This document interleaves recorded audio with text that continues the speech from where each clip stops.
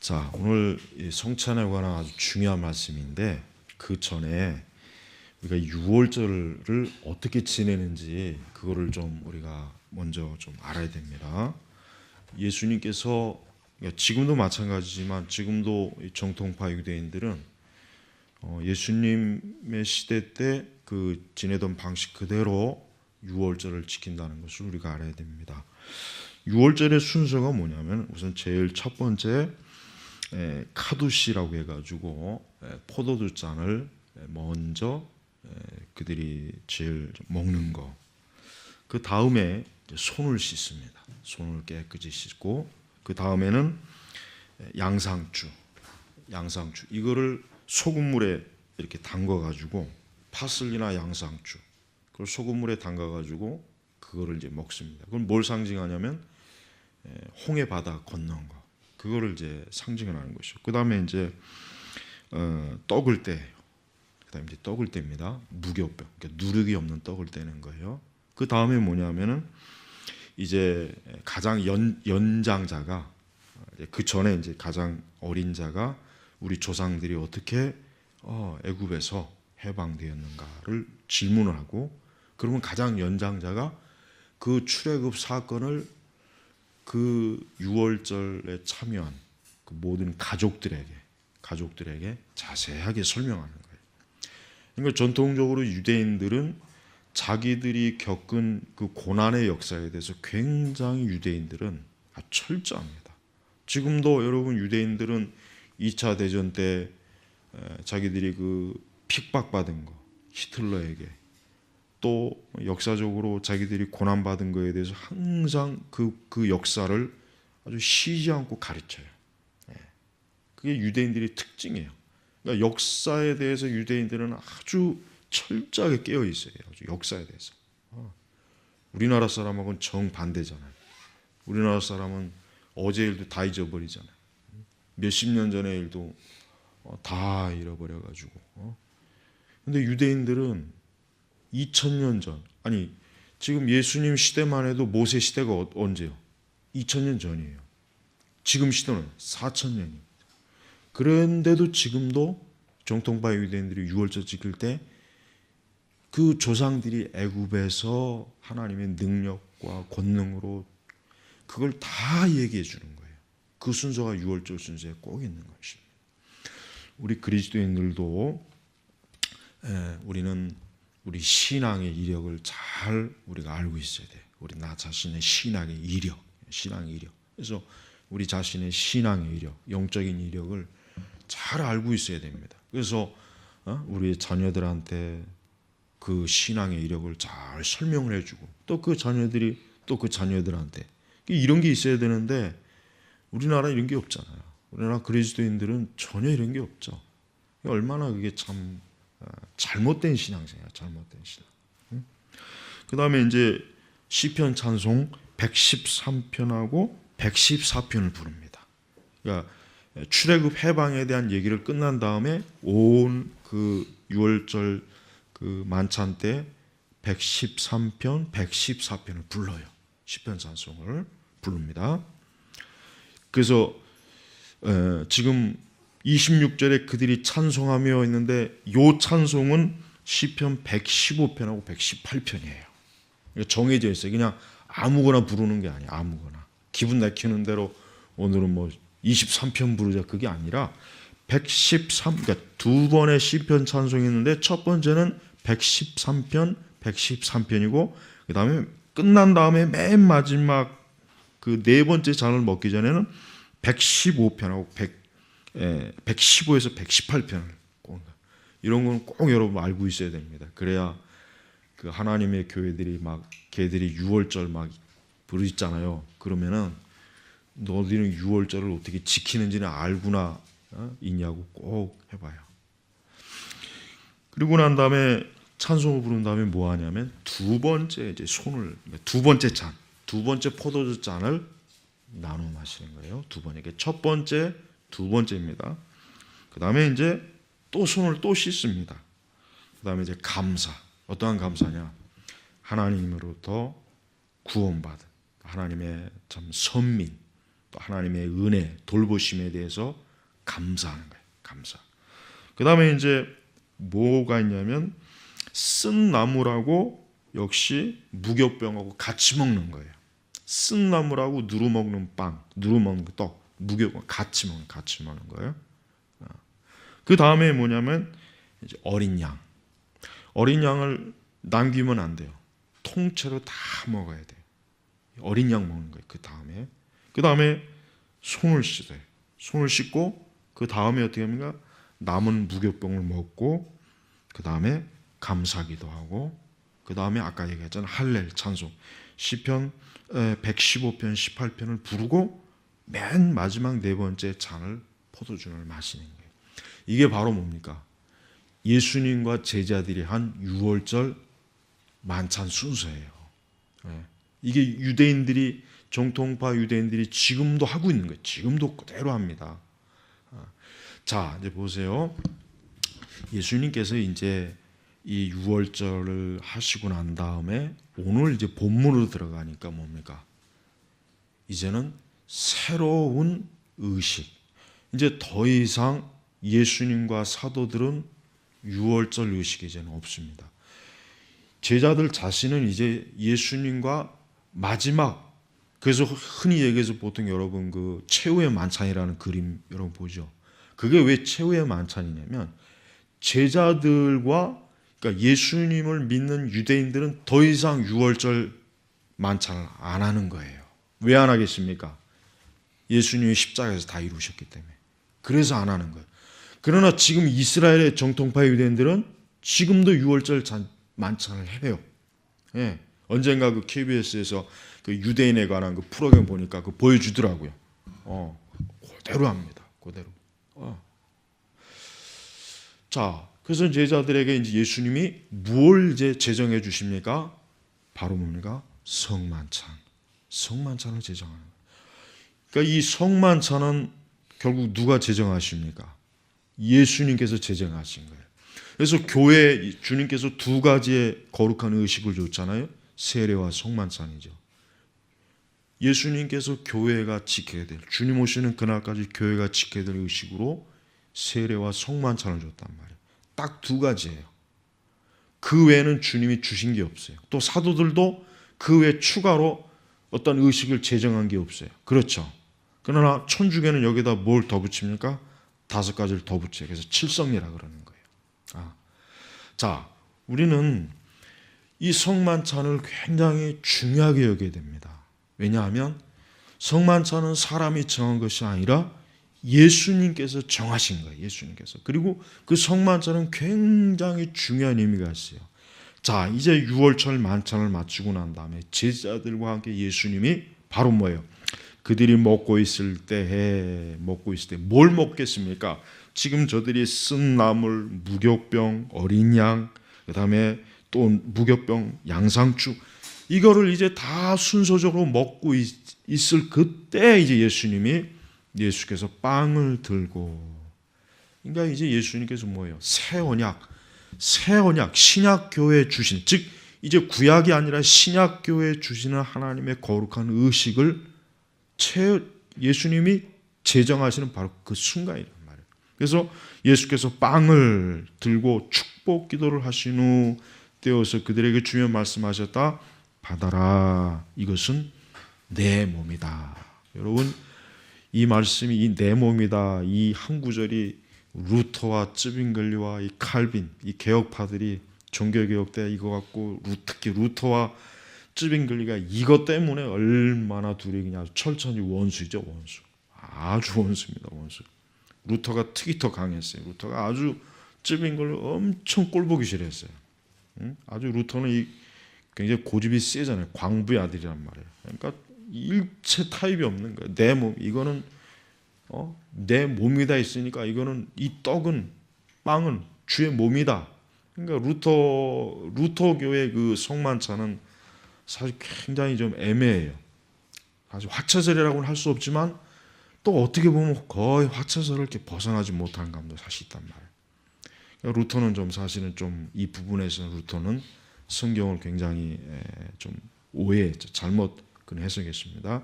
자, 주님께서는 받아라, 이것은 내 몸이다 했을 때 그 의미가 뭐겠습니까? 주님께서 말씀 내 몸이라는 의미는 실제로 주의 몸이란, 즉 천주교에서 말하는 화처소를 얘기하는 게 아니죠. 뭡니까? 바로 뭐예요? 기념하는 거죠. 기념. 기념하는 거죠. 그래서 24절에도 보니까 언약의 피다 그랬잖아요. 그러니까 내 몸, 또 뭐예요?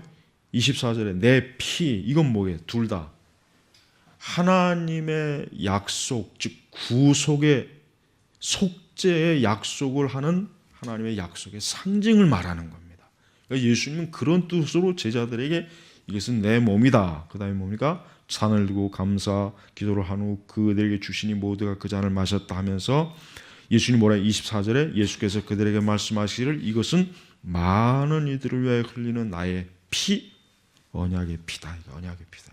즉 속죄의 피예요. 아까 6월절 잔치에 뭐 먹는다 그랬죠? 어린 양 먹죠. 어린 양을 왜 먹습니까? 그냥 먹는 게 아니고 그 어린 양이 바로 누구입니까? 예수님이란 말이에요. 그러니까 유대인들은 사실 그 6월절을 아주 철두철미하게 지키면서도 거기에다가 이제 전통이 또 들어가 있죠. 그러면서도 자기들이 어린 양을 왜 먹는지 모르는 거예요. 자, 한번 상상을 해보세요. 예수님이 그 유대인들, 제사장들의 그 핍박으로 인해서 십자가에서 지금 죽으세요. 거기에 많은 유대인들이 얼마나 그 예수님을 조롱하고 비웃어 그랬죠. 한번 생각해 보십시오. 기껏 6월절 잔치에 어린 양을 먹은 사람들이 그 어린 양의 실체가 지닌 예수님의 고난받는 것을 보고 뭐예요? 조롱하고 비웃고 채찍질하고 욕을 하고. 그러니까 여러분 유대인들이 얼마나 영적으로 이렇게 눈이 가려져 있는지를 알아야 돼요. 얼마나 유대인들이 눈이 가려져 있는지 알아야 돼요. 정작 자기들이 그렇게 오랜 시간 동안 6월절을 철저히 지키지만 그 6월절의 실체가 되시는 예수님은 어떻게 합니까?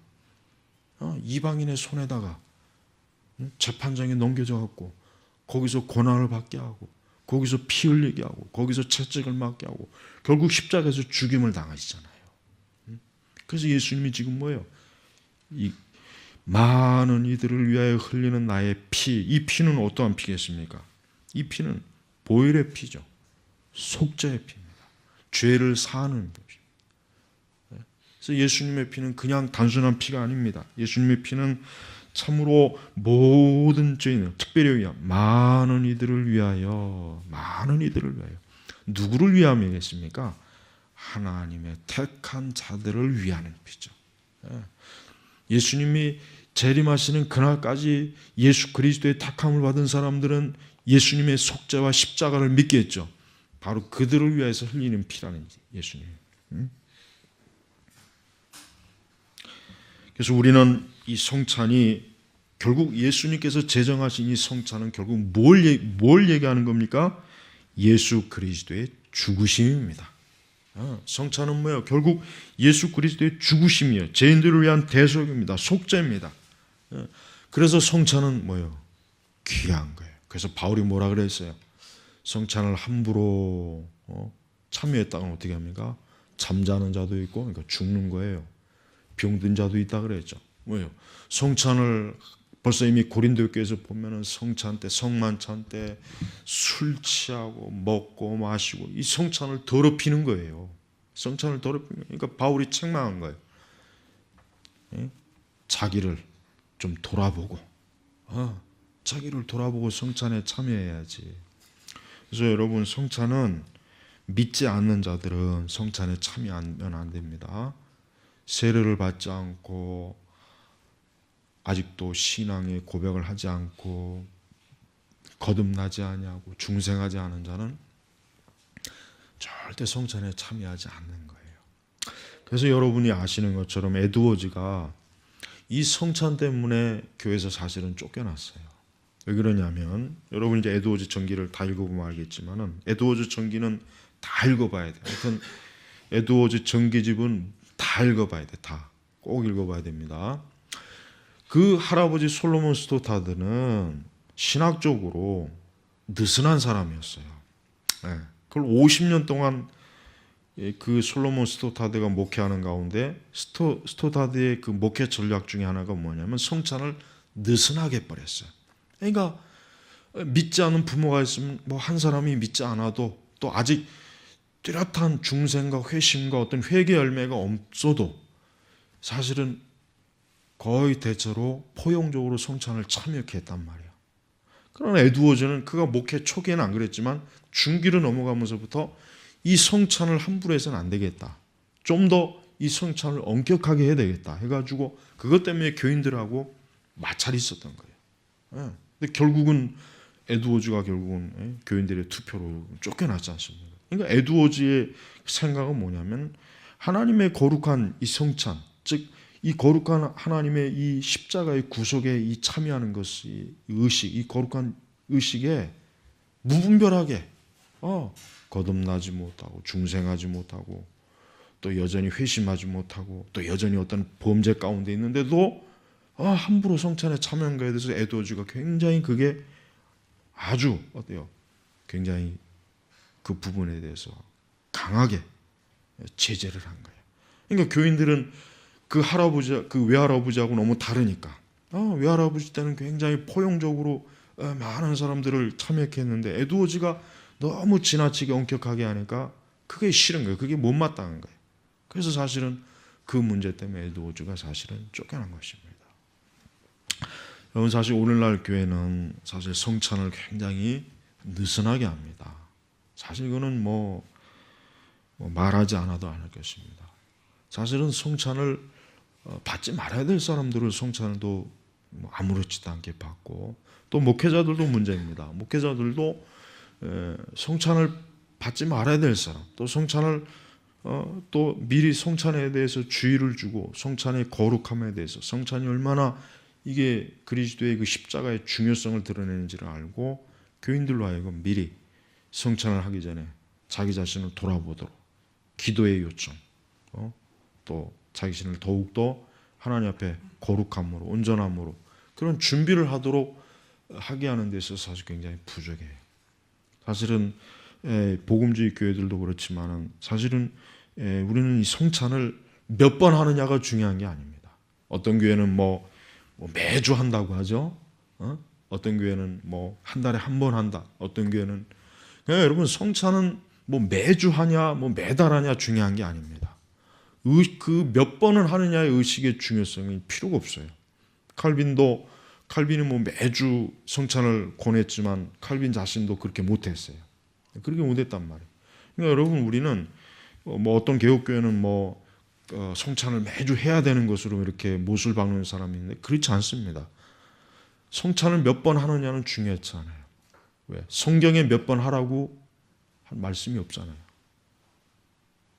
중요한 것은 뭡니까? 성찬이 도대체 무엇인가 하는 게 중요한 거죠. 성찬이 무엇입니까? 성찬은 바로 내 죄를 씻는 그리스도의 십자가의 죽으심, 피 흘림, 고난을 보이는 복음이에요. 보이는 복음. 그러니까 우리는 이 성찬이 얼마나 거룩하고 신성하고 우리 구원받은 그리스도인들에게 이 성찬이라는 건 결국 뭡니까? 그리스도께서 나로 인하여 내 죄로 인하여 주의 말씀하시처럼 많은 이들을 위하여 흘리는 나의 피 그분의 몸은 찢겨지고 그 찢겨진 몸에서 피 흘리죠. 그것이 결국 뭐겠습니까? 나의 죄를 씻는 거예요. 내 죄를 완전히 도말하는 거예요. 도말. 이사야 선지자 말도 도말 없애버린 거예요. 없애버린 거예요. 흔적도 없이 없애버린 거예요. 하나님께서는 기억지도 아니하신다 그랬어요. 그게 어떻게 가능합니까?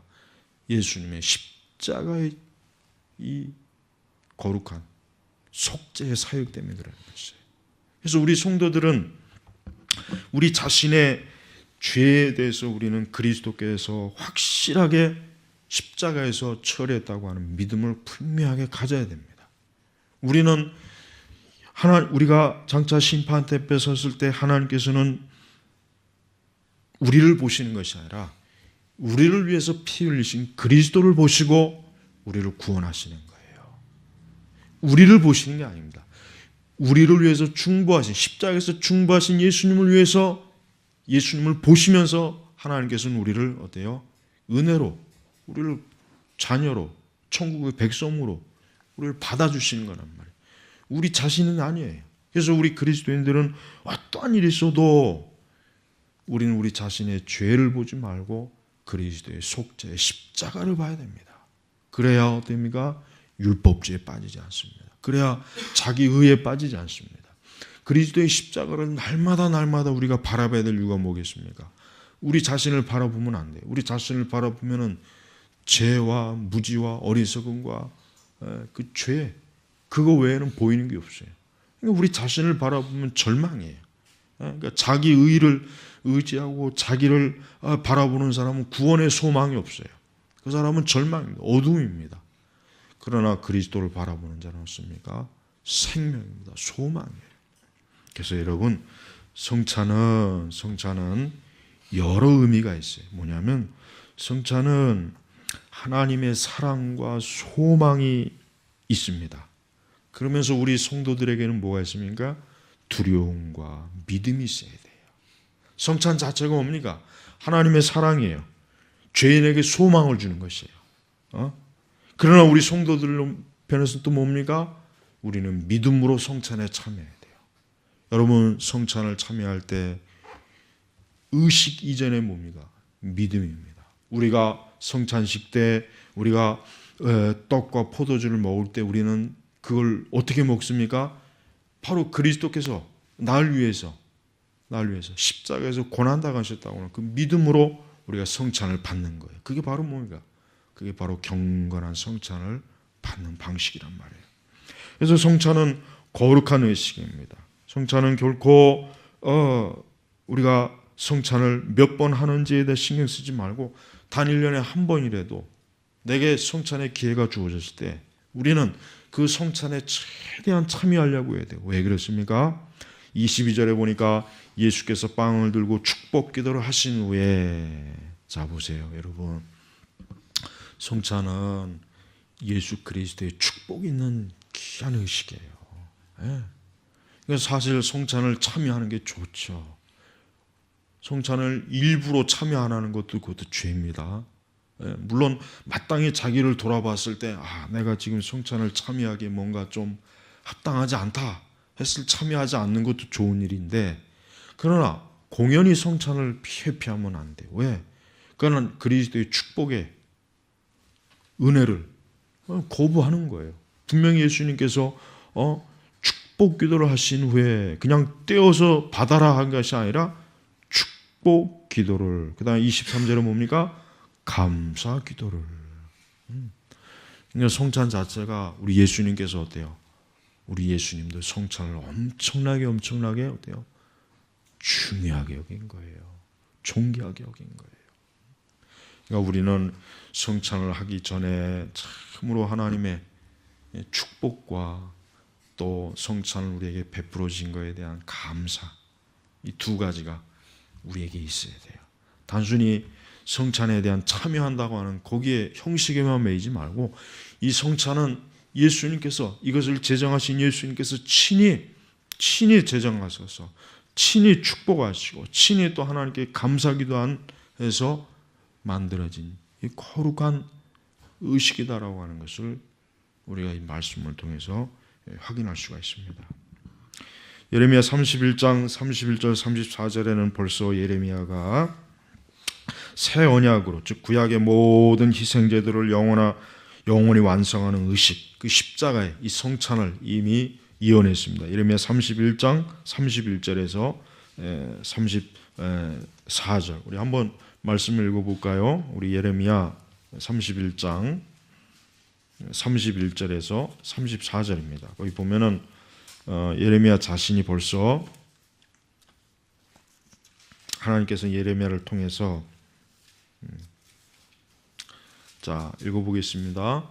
여호와의 말이다. 보아라, 그날이 오면 내가 이스라엘 집과 유다 집과 새 언약을 맺을 것이니, 새 언약을 맺을 것이니, 새 언약, 새 언약이라고 그랬죠?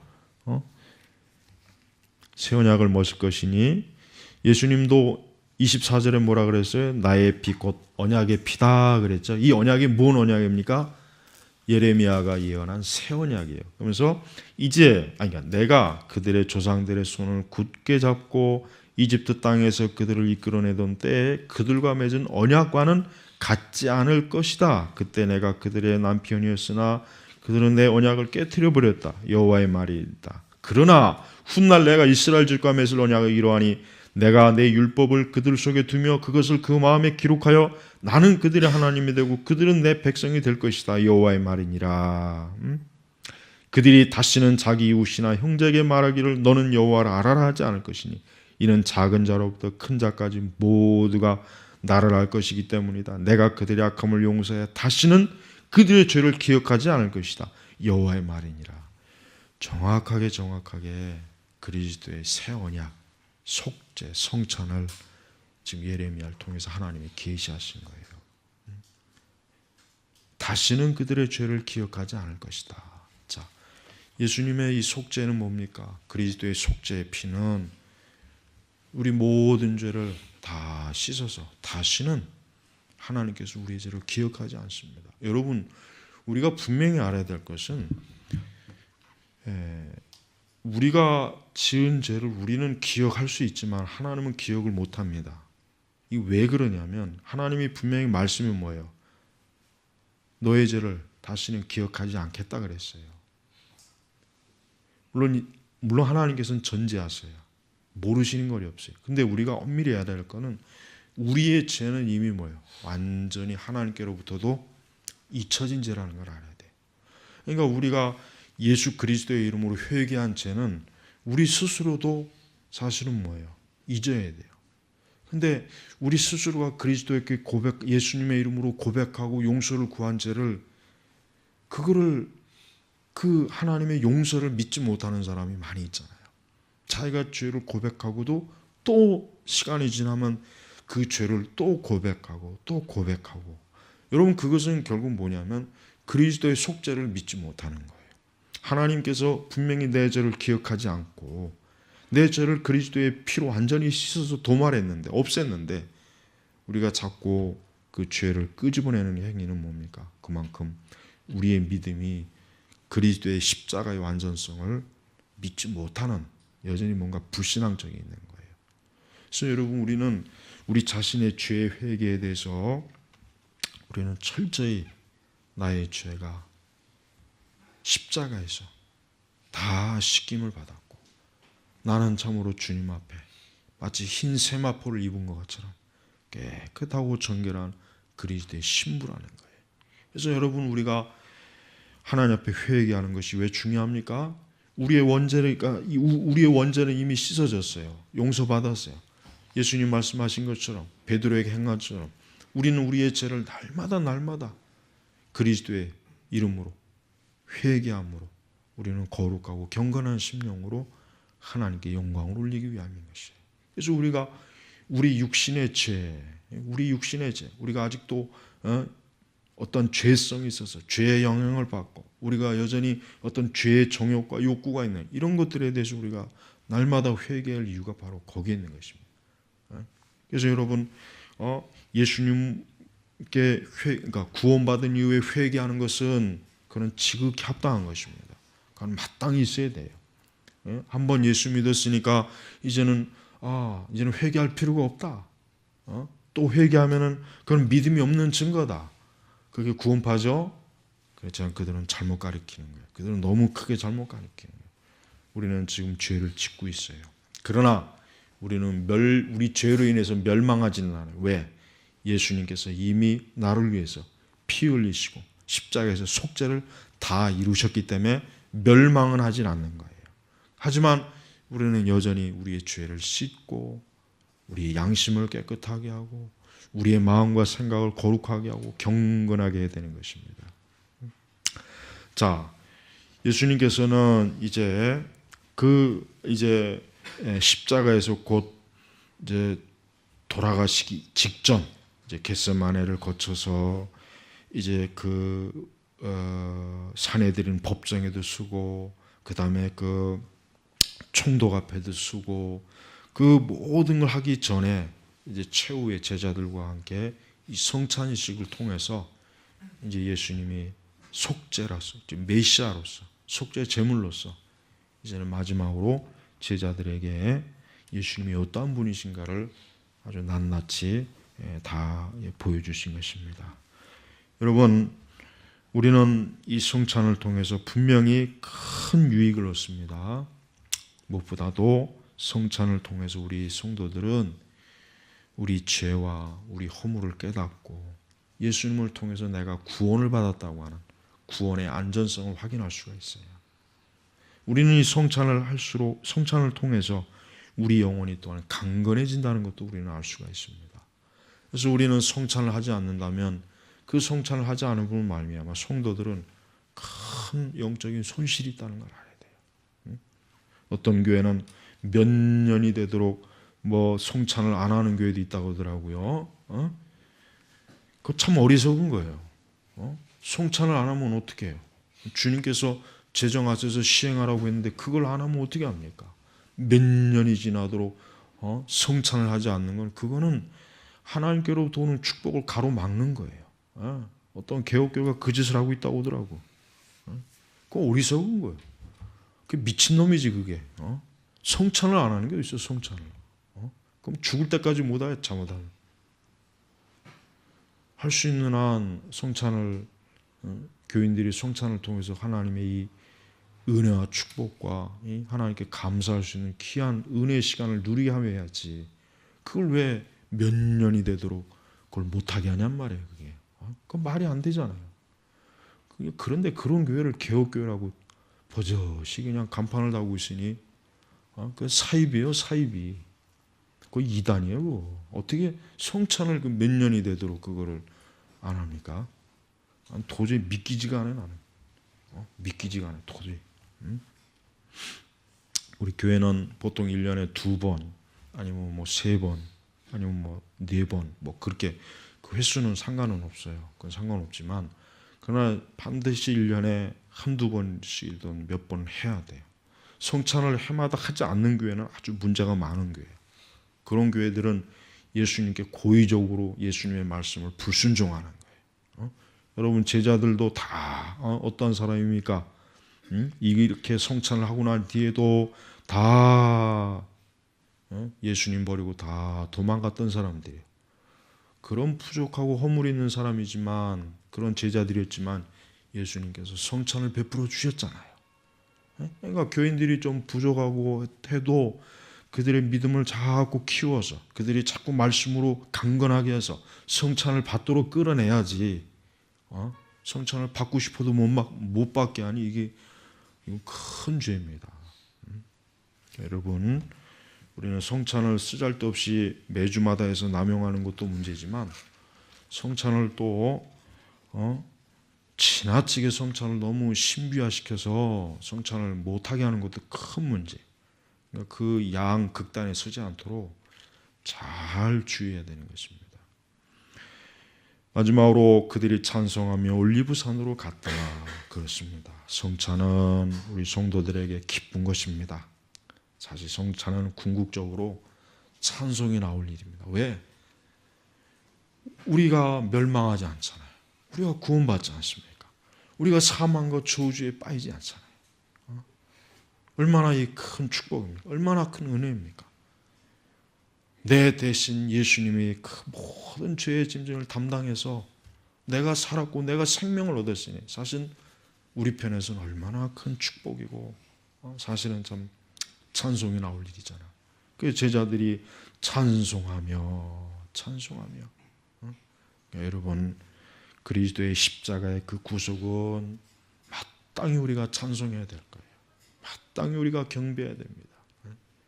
그러므로 우리 주님이 이루신 하나님께서 이루신 이 영광스러운 구속을 우리 성도들은 날마다 찬송함으로 이 구속의 은혜를 더욱더 풍성하게 누려야 됩니다. 기도하겠습니다. 아버지 하나님 감사합니다. 오늘 우리 주님께서 친히 제정하신 이 성만찬의 이 말씀을 보면서 얼마나 우리가 이 성찬을 더 앞으로 우리에게 주어질 때 감사하고 축복된 자리고 은혜의 자리고 나의 모든 죄가 씻겨지는 자리를 라고 해서 알고 다음에 우리가 성찬을 할 때 온전하게 성령 안에서 또 믿음으로 하나님께 영광을 돌리게 하여 주시옵소서. 감사하며 우리 주 예수님의 이름으로 기도 올렸습니다. 아멘.